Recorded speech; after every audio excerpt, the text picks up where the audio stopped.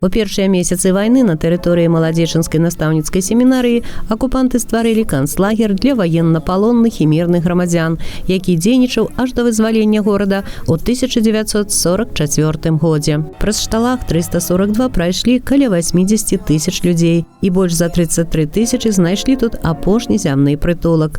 Штогод 11 красавіка маладзечынцы прыходзяць да мемарыяльнага комплексу па вуліцы Замкавай, каб ушанаваць памяць тых, на чый лёс выпалі страшныя пакуты.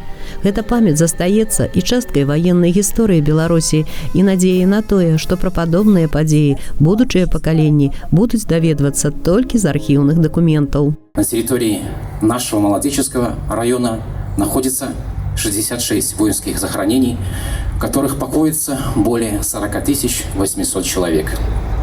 Здесь на стенах шталага мы можем прочитать 2377 имен, которые удалось установить, и это имена детей, женщин, стариков, военнопленных. Фашисты не щадили никого. Эта работа по установлению имен продолжается. Огромное спасибо клубу «Поиск» средней школы номер 5. И их стараниями за последний год удалось установить еще 2 имени.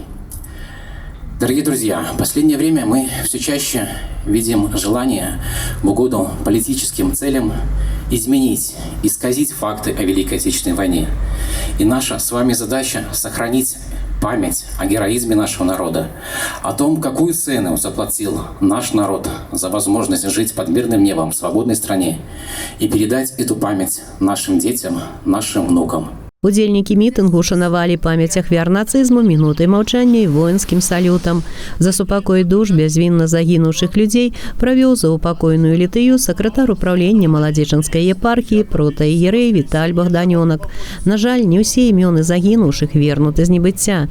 Нярэдка сустракаюцца ў пошукавай рабоце вучняў і педагогаў 5-й школы выпадкі, калі немагчыма адшукаць ужо родных ці блізкіх людзей і вязняў.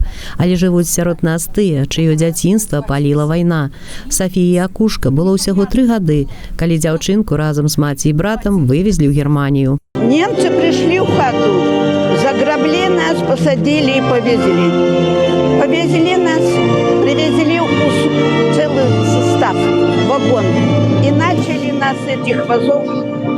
Мы на возе приехали, нас с возика брали и швыряли в этот вагон. Мама была, с нами вместе была мама. Работала на принудительных работах. А мы сидели за решеткой сидели. Что больше сказать? Ну что сказать? Прожили и промучились, расстрадали, выжили, выстрадали.